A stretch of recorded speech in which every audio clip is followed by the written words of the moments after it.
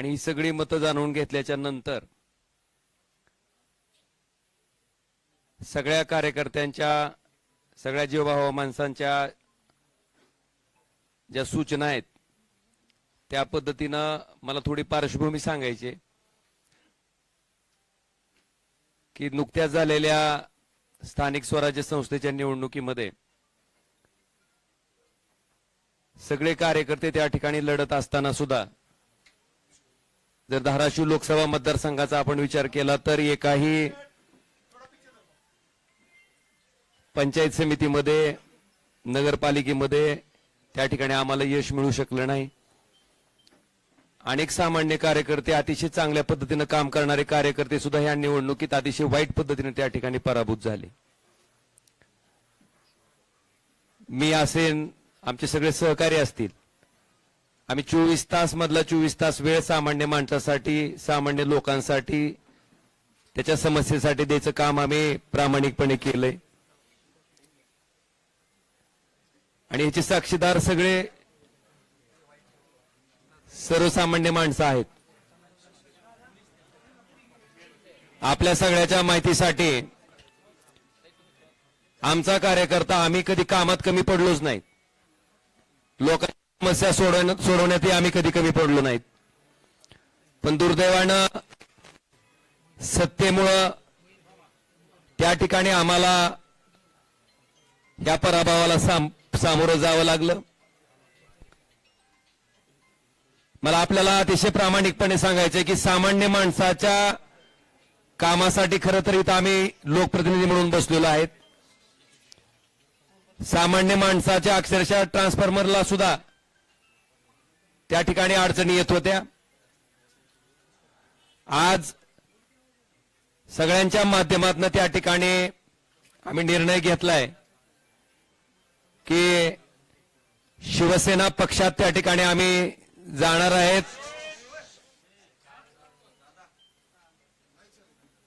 श्री एकनाथ शिंदे साहेबांच्या नेतृत्वाखाली आम्ही त्या ठिकाणी काम करणार आहेत।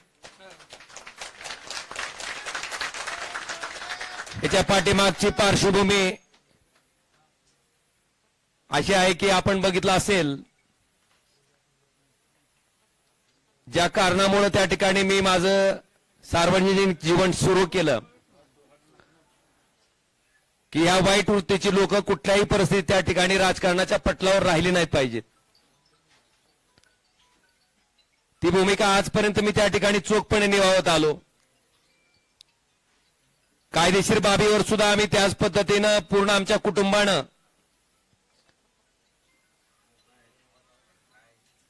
महाराष्ट्र पोलीस जे तपास करत होते, कळंबोली पोलीस स्टेशन जे तपास करत होते ते दबावाखाली करतंय आणि इथून आम्हाला न्याय मिळू शकत नाही, म्हणून हा तपास सीबीआयकडे वर्ग करावा अशी मागणी, अशी याचिका हायकोर्टात केल्याच्या नंतर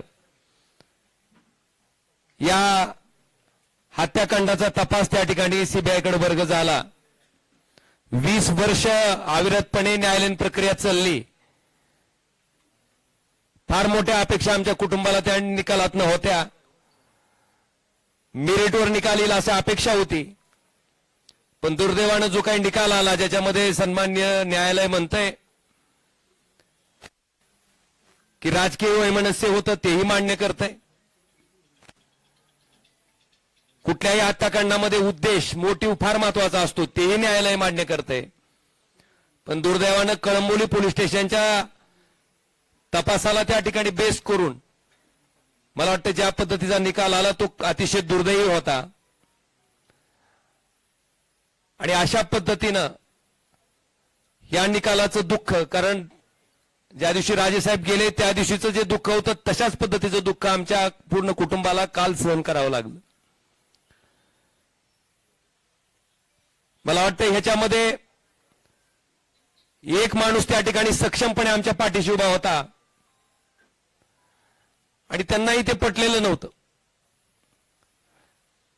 काल ज्या पद्धतीनं निकाल आला त्याच्या बाबतीत सीएम साहेब, देवेंद्रजी फडणवीस, श्री एकनाथ शिंदे साहेब यांच्याशी माझं बोलणं झालं। त्यांनी अमित शहा साहेबांबरोबरही माझं बोलणं करून दिलं।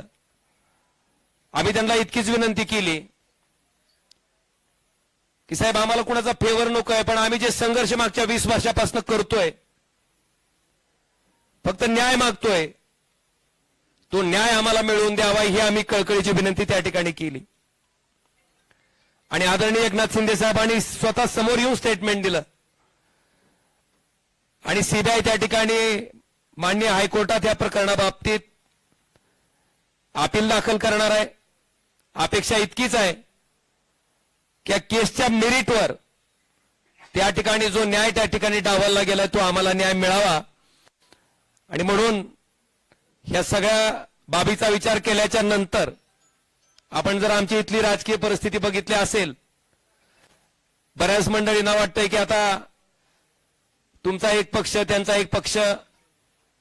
मी अतिशय प्रामाणिकपणे सांगतो की कुठलाही पक्ष असला तर अशा वृत्तीला राजकारणातनं थांबवण्यासाठी जे काय करावं लागणार आहे त्याच्यासाठी ओमराजे कधीच थांबणार नाही ना मला कोणी रोखू शकते. आज ज्या सत्तेची ताकद घेऊन त्या ठिकाणी आमच्यासारख्या सर्वसामान्य कार्यकर्त्यावर जो अन्याय होतोय, आज गावागावातल्या माणसाला त्या ठिकाणी थांबवलं जातंय. अनेक लोकोपयोगी कामं आहेत. खासदार म्हणून त्या माणसाला वाटतंय की बाबा खासदारांना आमचा ट्रान्सफॉर्मर द्यावा, खासदारांना आमच्यातलं अमुक काम करावं. आज 7 वर्ष होत आलेत.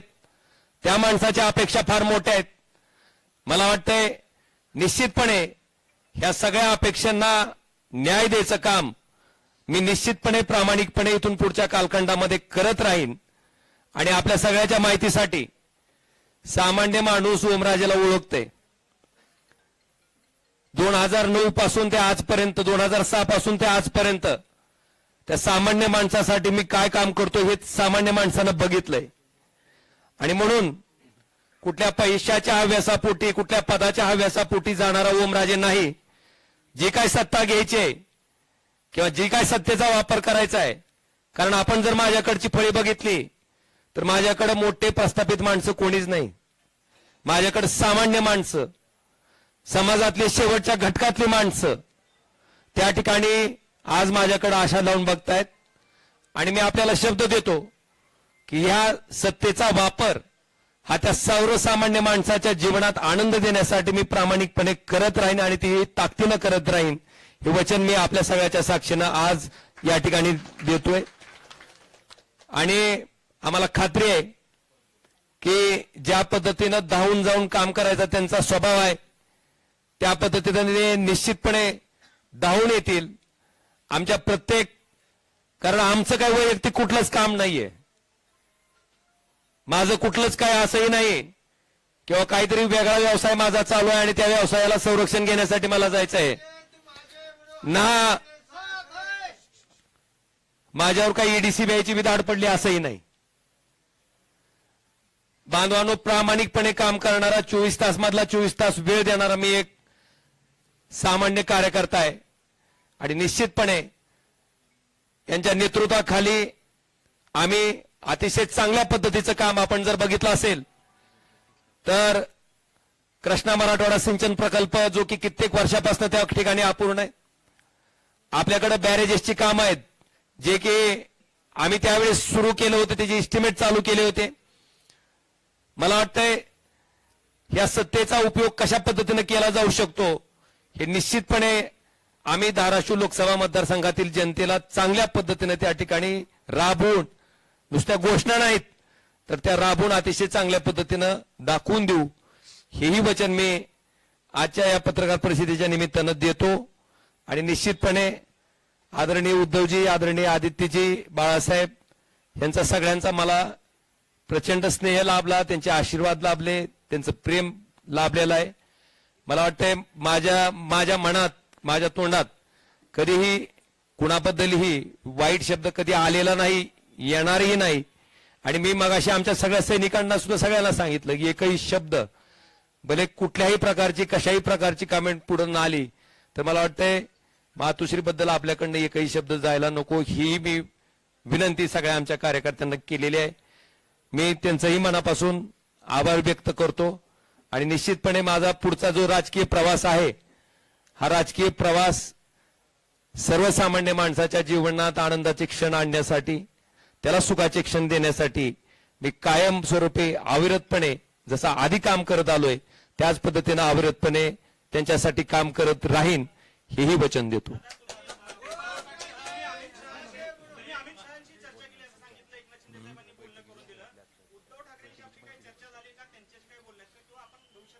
काय काय म्हणले?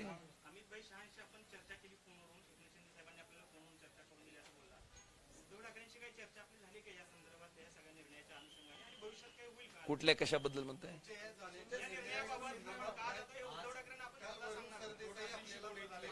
मला वाटतंय आता एक लक्षात घ्या, माझी जी काही भूमिका होती, मी ज्या पद्धतीने ठरवलं होतं, मी ज्या पद्धतीने सांगितलं होतं त्या पद्धतीने मी आपल्या सगळ्याच्या समक्ष मांडलेली आहे.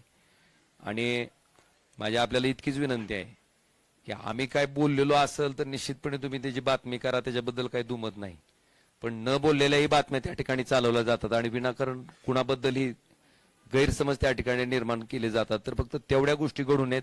आज मला जे काय बोलायचे मी बोललोय आणि मला एवढं सांगायचंय, मी बोलण्यापेक्षा मी जो हा निर्णय घेतलाय ह्या निर्णयाचं समर्थन माझ्या कामातनं माझ्या कष्टातनं त्या ठिकाणी लोकांना दाखवून देईन, एवढं मात्र मी तुम्हाला आवर्जून सांगतो.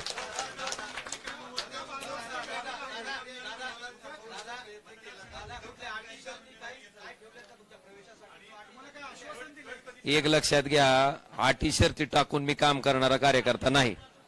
आणि आपल्या माहितीसाठी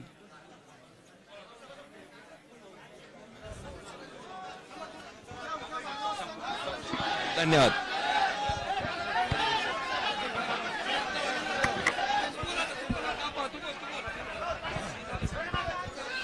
सर्व पदाधिकारी, कार्यकर्ते, सर्व शेतकरी बांधव यांचे या ठिकाणी आपण उपस्थित राहिलात. सगळ्याला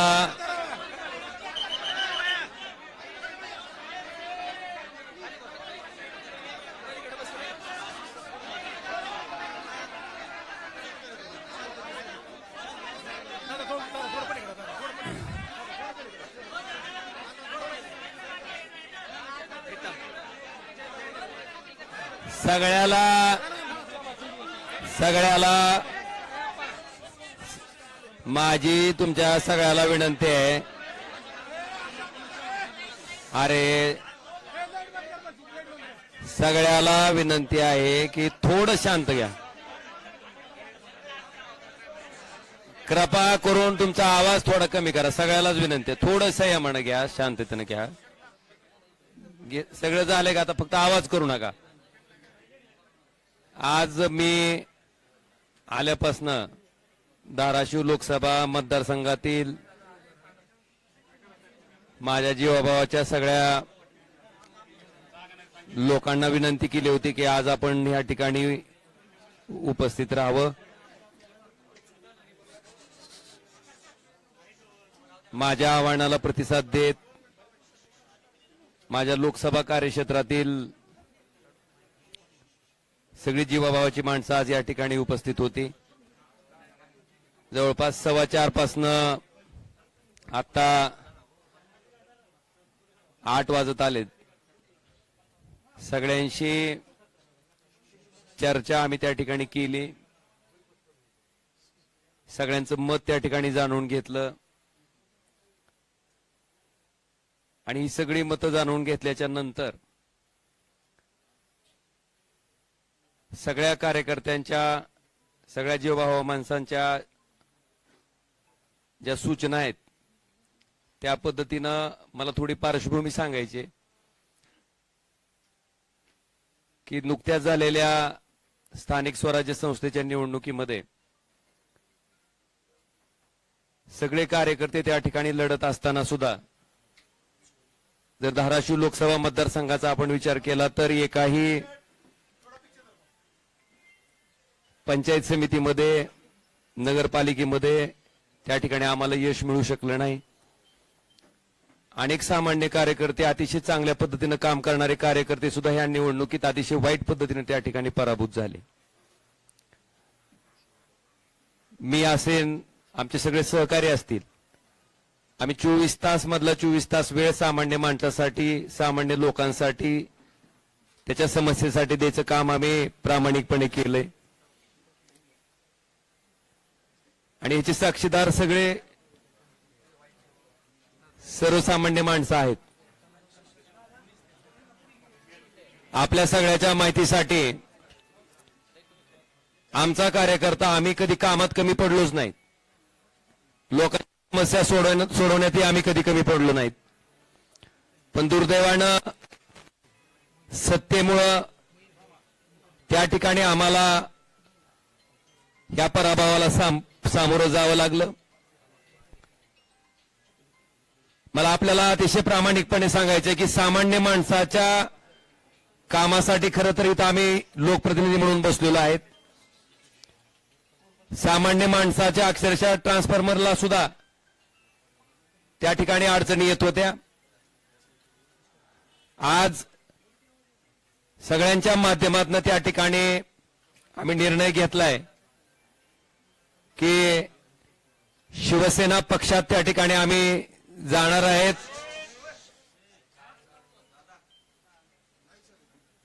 श्री एकनाथ शिंदे साहेबांच्या नेतृत्वाखाली आम्ही त्या ठिकाणी काम करणार आहेत. याच्या पाठीमागची पार्श्वभूमी अशी आहे की आपण बघितलं असेल ज्या कारणामुळे त्या ठिकाणी मी माझं सार्वजनिक जीवन सुरू केलं की या वाईट वृत्तीची लोक कुठल्याही परिस्थितीत त्या ठिकाणी राजकारणाच्या पटलावर राहिली नाहीत पाहिजेत. ती भूमिका आजपर्यंत मी त्या ठिकाणी चोखपणे निभावत आलो. कायदेशीर बाबीवर सुद्धा आम्ही त्याच पद्धतीनं पूर्ण आमच्या कुटुंबानं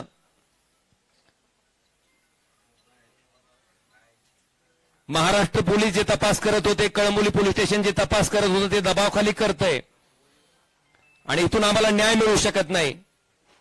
म्हणून हा तपास सीबीआयकडे वर्ग करावा अशी मागणी, अशी याचिका हायकोर्टात केल्याच्या नंतर या हत्याकांडाचा तपास त्या ठिकाणी सीबीआयकडे वर्ग झाला. 20 वर्ष अविरतपणे न्यायालयीन प्रक्रिया चालली. फार मोठ्या अपेक्षा आमच्या कुटुंबाला त्या निकालात होत्या. मेरिटवर निकाल येईल अशी अपेक्षा होती. पण दुर्दैवानं जो काही निकाल आला ज्याच्यामध्ये सन्माननीय न्यायालय म्हणतंय की राजकीय वैमनस्य होतं तेही मान्य करतंय. कुठल्याही हत्याकांडामध्ये उद्देश, मोटिव्ह फार महत्वाचा असतो तेही न्यायालय मान्य करतंय. पण दुर्दैवानं कळंबोली पोलीस स्टेशनच्या तपासाला त्या ठिकाणी बेस करून मला वाटतं ज्या पद्धतीचा निकाल आला तो अतिशय दुर्दैवी होता. आणि अशा पद्धतीनं या निकालाचं दुःख, कारण ज्या दिवशी राजेसाहेब गेले त्या दिवशीचं जे दुःख होतं तशाच पद्धतीचं दुःख आमच्या पूर्ण कुटुंबाला काल सहन करावं लागलं. मला वाटतं ह्याच्यामध्ये एक माणूस त्या ठिकाणी सक्षमपणे आमच्या पाठीशी उभा होता आणि त्यांनाही ते पटलेलं नव्हतं. काल ज्या पद्धतीनं निकाल आला त्याच्या बाबतीत सीएम साहेब, देवेंद्रजी फडणवीस, श्री एकनाथ शिंदे साहेब यांच्याशी माझं बोलणं झालं. त्यांनी अमित शहा साहेबांबरोबरही माझं बोलणं करून दिलं. आम्ही त्यांना इतकीच विनंती केली की साहेब आम्हाला कुणाचा फेवर नको आहे, पण आम्ही जे संघर्ष मागच्या 20 वर्षापासून करतोय, फक्त न्याय मागतोय, तो न्याय आम्हाला मिळवून द्यावा ही आम्ही कळकळीची विनंती त्या ठिकाणी केली. आणि आदरणीय एकनाथ शिंदे साहेबांनी स्वतः समोर येऊन स्टेटमेंट दिलं आणि सीबीआय त्या ठिकाणी माननीय हायकोर्टात या प्रकरणाबाबतीत अपील दाखल करणार आहे. अपेक्षा इतकीच आहे की या केसच्या मेरिटवर त्या ठिकाणी जो न्याय त्या ठिकाणी डावलला गेलाय तो आम्हाला न्याय मिळावा. आणि म्हणून या सगळ्या बाबीचा विचार केल्याच्या नंतर आपण जर आमची इथली राजकीय परिस्थिती बघितली असेल, बऱ्याच मंडळींना वाटतंय की आता तुमचा एक पक्ष त्यांचा एक पक्ष. मी अतिशय प्रामाणिकपणे सांगतो की कुठलाही पक्ष असला तर अशा वृत्तीला राजकारणातनं थांबवण्यासाठी जे काय करावं लागणार आहे त्यासाठी ओमराजे कधीच थांबणार नाही ना मला कोणी रोखू शकते. आज ज्या सत्तेची ताकद घेऊन त्या ठिकाणी आमच्यासारख्या सर्वसामान्य कार्यकर्त्यावर जो अन्याय होतोय, आज गावागावातल्या माणसाला त्या ठिकाणी थांबवलं जातंय. अनेक लोकोपयोगी कामं आहेत. खासदार म्हणून त्या माणसाला वाटतंय की बाबा खासदारांना आमचा ट्रान्सफॉर्मर द्यावा, खासदारांना आमच्यातलं अमुक काम करावं. आज 7 वर्ष होत आलेत. त्या माणसाच्या अपेक्षा फार मोठ्या आहेत. मला वाटतंय निश्चितपणे ह्या सगळ्या अपेक्षांना न्याय द्यायचं काम मी निश्चितपणे प्रामाणिकपणे इथून पुढच्या कालखंडामध्ये करत राहीन. आणि आपल्या सगळ्याच्या माहितीसाठी सामान्य माणूस ओमराजेला ओळखते. 2009 पासून ते आजपर्यंत, 2006 पासून ते आजपर्यंत त्या सामान्य माणसासाठी मी काय काम करतो हे सामान्य माणसानं बघितलंय. आणि म्हणून कुठल्या पैशाच्या हव्यासापोटी, कुठल्या पदाच्या हव्यासापोटी जाणारा ओमराजे नाही. जी काय सत्ता घ्यायची आहे किंवा जी काय सत्तेचा वापर करायचा आहे, कारण आपण जर माझ्याकडची फळी बघितली तर माझ्याकडे मोठे प्रस्थापित माणसं कोणीच नाही. माझ्याकडे सामान्य माणसं, समाजातली शेवटच्या घटकातली माणसं त्या ठिकाणी आज माझ्याकडे आशा लावून बघतायत. आणि मी आपल्याला शब्द देतो की ह्या सत्तेचा वापर हा त्या सर्वसामान्य माणसाच्या जीवनात आनंद देण्यासाठी मी प्रामाणिकपणे करत राहीन आणि ती ताकदीनं करत राहीन. हे वचन मी आपल्या सगळ्याच्या साक्षीनं आज या ठिकाणी देतोय. आणि आम्हाला खात्री आहे की ज्या पद्धतीनं धावून जाऊन काम करायचा त्यांचा स्वभाव आहे, त्या पद्धतीने निश्चितपणे धावून येतील आमच्या प्रत्येक. कारण आमचं काय वैयक्तिक कुठलंच काम नाहीये, माझं कुठलंच काय असंही नाही किंवा काहीतरी वेगळा व्यवसाय माझा चालू आहे आणि त्या व्यवसायाला संरक्षण घेण्यासाठी मला जायचं आहे ना. माझ्यावर काही ईडीसी द्यायची बी धाड पडली असंही नाही. बांधवांनो, प्रामाणिकपणे काम करणारा, 24 तास मधला 24 तास वेळ देणारा मी एक सामान्य कार्यकर्ता आहे. आणि निश्चितपणे यांच्या नेतृत्वाखाली आम्ही अतिशय चांगल्या पद्धतीचं काम आपण जर बघितलं असेल तर कृष्णा मराठवाडा सिंचन प्रकल्प जो की कित्येक वर्षापासून त्या ठिकाणी अपूर्ण आहे. आपल्याकडे बॅरेजेसची कामं आहेत जे की आम्ही त्यावेळेस सुरू केलं होतं, त्याचे इस्टिमेट चालू केले होते. मला वाटतंय या सत्तेचा उपयोग कशा पद्धतीने केला जाऊ शकतो हे निश्चितपणे आम्ही धाराशिव लोकसभा मतदारसंघातील जनतेला चांगल्या पद्धतीने त्या ठिकाणी राबवून, नुसत्या घोषणा नाहीत तर त्या राबवून अतिशय चांगल्या पद्धतीनं दाखवून देऊ, हेही वचन मी आजच्या या पत्रकार परिषदेच्या निमित्तानं देतो. आणि निश्चितपणे आदरणीय उद्धवजी, आदरणीय आदित्यजी, बाळासाहेब यांचा सगळ्यांचा मला प्रचंड स्नेह लाभला, त्यांचे आशीर्वाद लाभले, त्यांचं प्रेम लाभलेलं आहे. मला वाटतंय माझ्या मनात, माझ्या तोंडात कधीही कुणाबद्दलही वाईट शब्द कधी आलेला नाही, येणारही नाही. आणि मी मगाशी आमच्या सगळ्या सैनिकांना सुद्धा सगळ्यांना सांगितलं की एकही शब्द भले कुठल्याही प्रकारची, कशाही प्रकारची कमेंट पुढे न आली तर मला वाटतंय मातोश्रीबद्दल आपल्याकडनं एकही शब्द जायला नको, ही मी विनंती सगळ्या आमच्या कार्यकर्त्यांना केलेली आहे. मी त्यांचाही मनापासून आभार व्यक्त करतो. आणि निश्चितपणे माझा पुढचा जो राजकीय प्रवास आहे, हा राजकीय प्रवास सर्वसामान्य माणसाच्या जीवनात आनंदाचे क्षण आणण्यासाठी, त्याला सुखाचे क्षण देण्यासाठी मी कायमस्वरूपी अविरतपणे जसा आधी काम करत आलोय त्याच पद्धतीनं अविरतपणे त्यांच्यासाठी काम करत राहीन, हेही वचन देतो.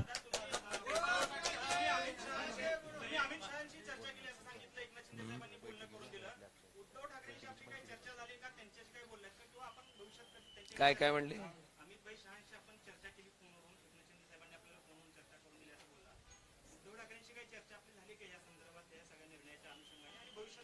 कुठल्या कशाबद्दल म्हणताय? सगळ्याला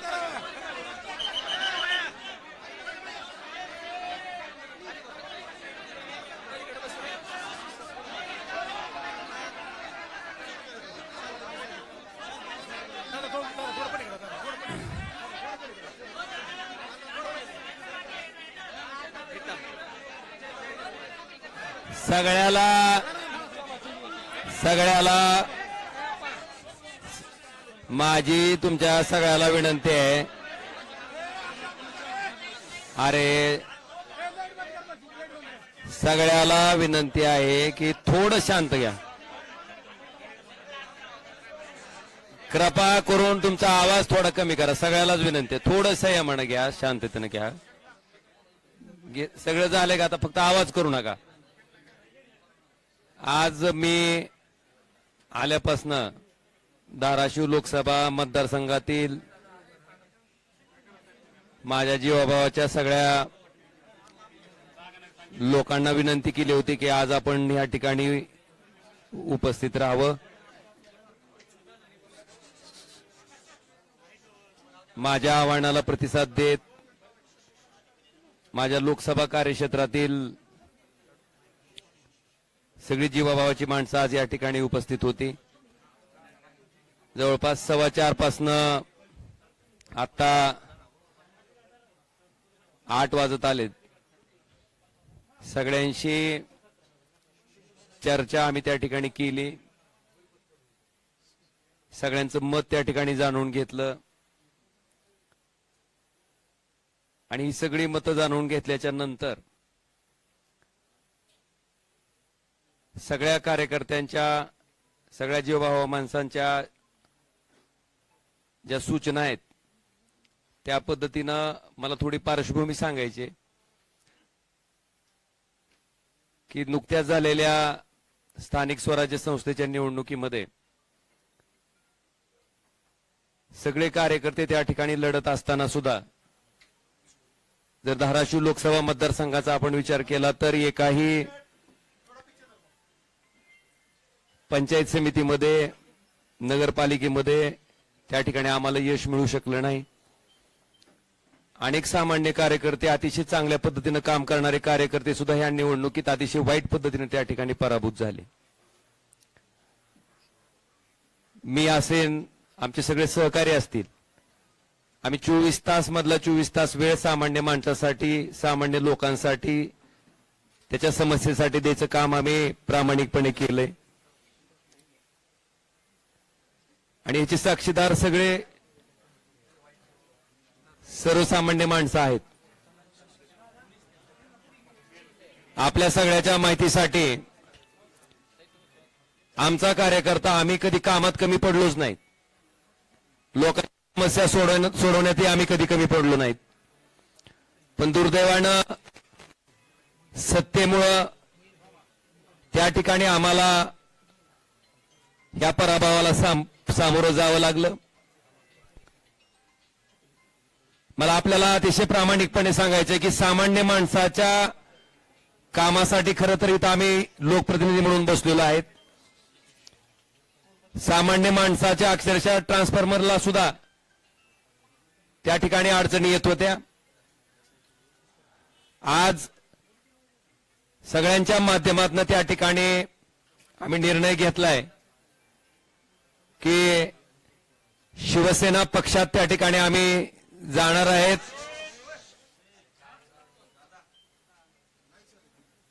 श्री एकनाथ शिंदे साहेबांच्या नेतृत्वाखाली आम्ही त्या ठिकाणी काम करणार आहेत. याच्या पाठीमागची पार्श्वभूमी अशी आहे की आपण बघितलं असेल, ज्या कारणामुळे त्या ठिकाणी मी माझं सार्वजनिक जीवन सुरू केलं की या वाईट वृत्तीची लोक कुठल्याही परिस्थितीत त्या ठिकाणी राजकारणाच्या पटलावर राहिली नाहीत पाहिजेत. ती भूमिका आजपर्यंत मी त्या ठिकाणी चोखपणे निभावत आलो. कायदेशीर बाबीवर सुद्धा आम्ही त्याच पद्धतीनं पूर्ण आमच्या कुटुंबानं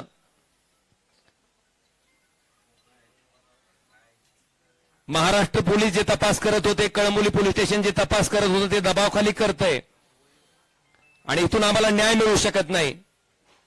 म्हणून हा तपास सीबीआयकडे वर्ग करावा अशी मागणी, अशी याचिका हायकोर्टात केल्याच्या नंतर या हत्याकांडाचा तपास त्या ठिकाणी सीबीआयकडे वर्ग झाला. 20 वर्ष अविरतपणे न्यायालयीन प्रक्रिया चालली. फार मोठ्या अपेक्षा आमच्या कुटुंबाला त्या निकालात होत्या. मेरिटवर निकाल येईल अशी अपेक्षा होती. पण दुर्दैवानं जो काही निकाल आला ज्याच्यामध्ये सन्मान्य न्यायालय म्हणतंय